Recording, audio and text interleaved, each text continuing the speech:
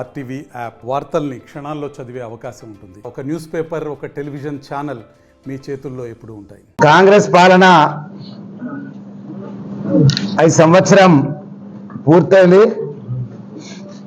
పాలన ఏ రకంగా సాగిందో, స్కామ్లతోటి ఇచ్చిన హామీలను నెరవేర్చకుండా, ఏ హామీని అమలుపరచకుండా మోసం చేసిన ప్రభుత్వం ఈరోజు కాంగ్రెస్ ప్రభుత్వం. ముఖ్యంగా కాంగ్రెస్ ప్రభుత్వం ఇచ్చిన హామీలు 6 గ్యారంటీలలో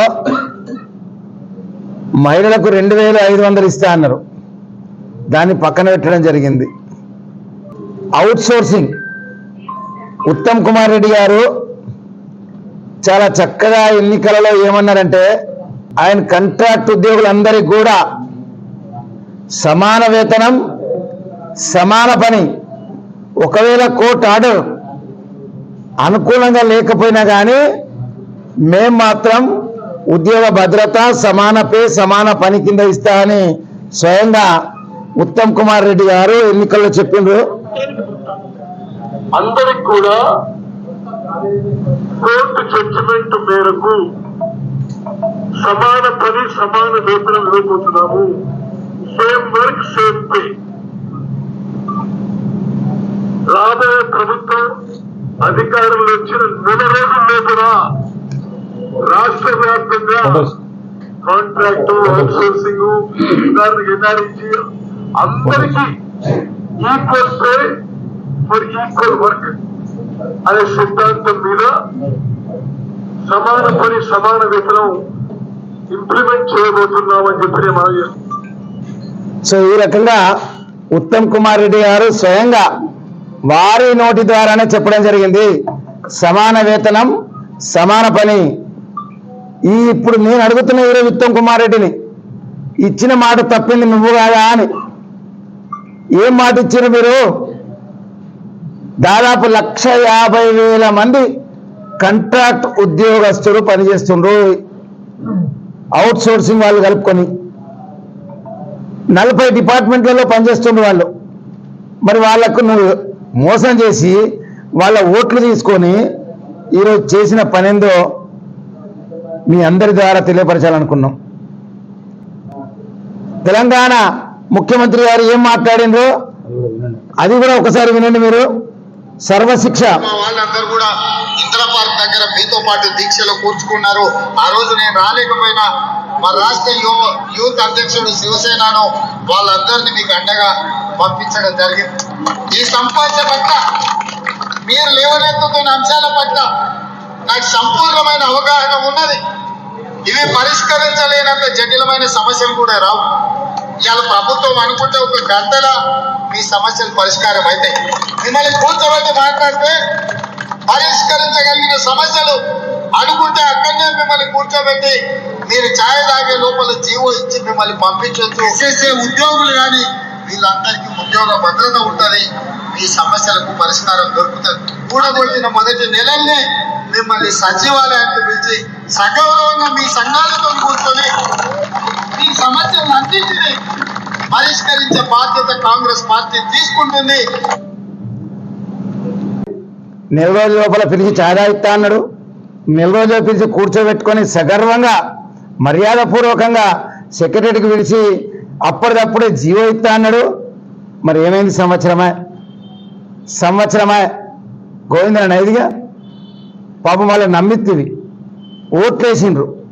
ఓట్లు తీసుకున్నాక ఈ రకమైన మోసం చేయడం ఎంతవరకు కరెక్ట్? మీరిచ్చిన హామీలే, మీరిచ్చిన మాటలనే ఈరోజు మేము తీవ్రంగా వ్యతిరేకిస్తున్నాం. ఎందుకు మీరు వాళ్ళకి సమాన పేమెంట్ ఇవ్వలేకపోతున్న సంవత్సరమైంది? ఎందుకు ఇప్పటికీ తెలంగాణలో చాయ్ పత్తి చక్కెర దొరుకుతలేదా?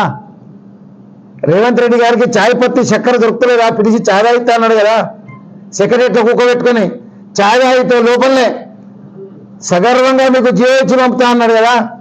మరి చాయ్ దొరుకుతలేదా ఈ తెలంగాణలో? నేను రేవంత్ రెడ్డిని అడుగుతున్నా. కేవలం టీఎస్ను టీజీగా మార్చినందుకు 132 కోట్ల నష్టం. ఈరోజు తెలంగాణ తల్లి రూపు మార్చినందుకు ఎన్ని కోట్ల నష్టమో చెప్పాలి. మరి ఇవే డబ్బులు కదా ఇటు సర్పంచ్లకు ఇస్తే బాగుంటుండే. ఇదే సీతక్క కరీంనగర్లో రేవంత్ రెడ్డి గారితో పాదయాత్ర చేస్తున్నప్పుడు ఆమె మాట్లాడిన మాట ఏంది, గెలిచిన నెల లోపలనే సర్పంచులు మీరు ఎవరు భయపడద్దు, సర్పంచులకు నేను అండగా ఉంటా, ఒక్క నెల లోపలనే మీ యొక్క అన్ని బాకీలు తీరుస్తున్నది. మరి సంవత్సరమే తల్లి, మీరే పంచాయతీరాజ్